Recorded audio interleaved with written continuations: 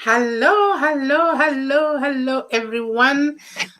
This is Melody, your relationship coach. I'm here with you today. Again, it's Thursday, and we're here to talk about the art of fighting or how to fight and win in a relationship. Last week, we were talking about what happens in your body, what's happening inside you because you're fighting. And now we are going to talk about how to fight. How do you fight so that you win? And yeah, so you're very welcome. Introduce yourself, say hello, and comment. I want to hear from you. I want to hear what you think and how you feel today. I'm feeling great. I've had very good news health wise, so I'm wonderful. And it's been a very warm day today in Ireland as well, which always helps. And so the art of fighting. Fighting is inevitable in relationships. We are always going to fight. Because think about it. Most of us, or all of us, unless you're marrying your brother, which I hear maybe in some cultures they do, no, not brothers, maybe cousins. Maybe I got it wrong. And so people will fight because everything that you know, you will defend with your whole heart. Because your knowledge is your sense of safety. What you know about the world is what you hold dear, and that's what makes you feel safe, because then your world is okay. Now, if someone comes and they want to introduce something else, something new, you know it. Every time you've tried to learn something else, something new in your life, you have discovered you get into resistance. It's the same thing that happens when you try to lose weight or try to change any aspect of your life. Even though you know in your head that it's good for you, you still resist it. So in a relationship where you grew up in different homes with different cultures, sometimes different languages, and the most important thing, most of you different genders. Yes, there's some people who marry people from the same gender, but that's not the majority of people. Majority of people marry different genders, and the genders are so different. We think differently, we're motivated by different things. Even our hormones don't operate the same way. So we tend not to like it when people come and tell us that what we know, what we grew up doing, is not correct. We don't like that. We don't like that at all. So we fight. That's one of the main reasons why people fight. They fight to hold their knowledge dear, to keep their whole knowledge intact. And that's okay. All right. But you need to understand, I wanted to say that because you need to know that. That's the reason why most of the time we fight, because we are just seeing the things, we're seeing things differently from what our other half or our spouse is seeing. We're seeing it differently. So, hi, Neota, how are you? Looks like I'm greeting myself because she's using my account. Anyway, so how do you fight so that you win? The first thing I want to tell you is when you win, when one of you wins in a fight, you both lose, because the other person is going to resent you and nothing good is going to come out of it. So let's get the winning out of it altogether. The winning I'm talking about is the two of you winning, the two of you benefiting from that conflict, so that at least, when you leave that disagreement, that conflict, you have something else, something new, something beautiful, something tangible, something that you can use for the rest of your life. And so the first tool you can use is to look at your opponent as an ally. Your husband, your wife, your boyfriend, they are your allies. They are on your side. They are your partner. So they are not here to destroy you. They are not the enemy. The issue you have, on the other hand, is the enemy. Is the thing you need to come together to sort out. You need to come together and have a conversation about it and fix it, because that is the problem, this issue that you have between the two of you. So yeah, Nelda is agreeing with me. She's saying so true. So if you find you have an issue, take it, look at it from the side point of view that you both want to come up with a result that makes both of you feel good. It's not compromise, ladies. I don't agree in compromise. I don't think compromise is a good thing, because both of you don't get exactly what you want. You kind of get a little bit of what you want. What I'm talking about is you have an issue. So you like, what am I going to say? So you like to sleep on one side of the bed. That's the example I want to give. And and the other one wants to sleep on the same side of the bed, because that's the side of the bed they've always slept in and they feel comfortable there. What do? You say, I love you. I think this is great that we want to sleep on the same side. What if we interchange it daily or maybe weekly and see how that goes?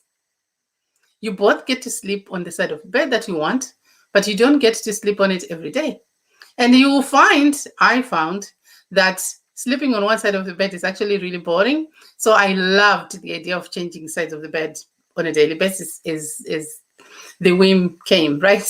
So, so that's me. So sometimes that's what you need to do. You need to be creative about this.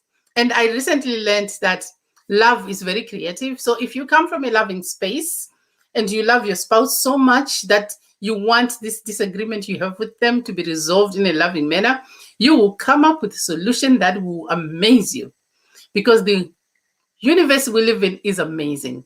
It will push you to come up with something that is great.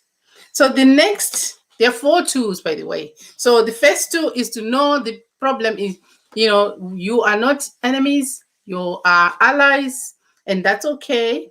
And the next tool is that you should maintain physical contact. So I've said this before. Try to fight while you are touching and see. Because when you touch, when you feel touch is one of those calming, you start to release serotonin, you start to feel good about yourself, you start to feel safe as well, because you feel there's no danger, there are no wild animals attacking you. So all that adrenaline that was coming up will kind of settle down. All that fear and anxiety will kind of settle down, and you start to think again, and you start to feel again. And remember, which is the most important thing, this person that is in front of you is your lover, is your spouse. You chose them. So you want the best outcome for them, and just as you want the best outcome for you. So second thing is maintain physical contact. And if you're so boiling that you think, take off your clothes and try to fight while you're naked. It's not very possible. Or you can massage each other's backs. You can go along the spine and really push in the spine. You do one and then you do the other, and you'll find that you start to calm down and be in a mode to be creative with your solution. Yeah, no, there's laughing out loud. And the third tool is to take 100% responsibility. So in my case, when I started having problems with my husband, I blamed him fully. He was to blame. He was the one who needed to change, and he didn't know what he was doing, and he was silly and all that. The moment I took responsibility, the moment I took full responsibility for my happiness and for the fight, everything shifted. Because now I could change it. Because everything you think about, it's all about perception, really. If you say, this is not a problem anymore, it stops being a problem. Does that mean the problem is gone? No, it's not. No, they're saying we should take off all our clothes. I hope that's not what you're saying. We should do that to get the world peace too. Yes, I totally agree. If we were to all hold hands from the first person to the last person in the world, there will be no war anymore. Like, I believe that with my whole heart. Totally believe that. So maybe we should touch each other more. Maybe that will help. And so take 100% responsibility. Now,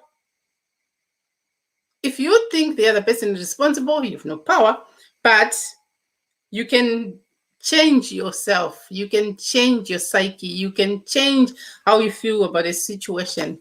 And then you have not hold hands and get naked if need be. Okay, fine. Yes, I think we might have to get naked, because I think some people are very, very stubborn and they are not seeing the world for the way we want to see it. And look for their positive intention. This is big for me. That's the number 4. Look for their positive intention.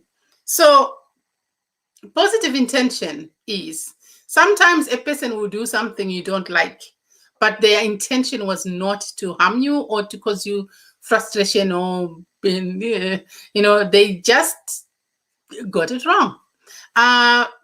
When my husband, my late husband, was my boyfriend, he wanted to buy me a birthday present and he wanted to surprise me. So he went to a shop and bought me shoes.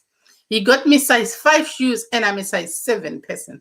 And I was so annoyed with him, but then I realized he was trying to show me he loved me, and he got it wrong. He could have asked me, but being a man, sometimes asking a person a question like that makes them feel like they are not competent enough. I don't know.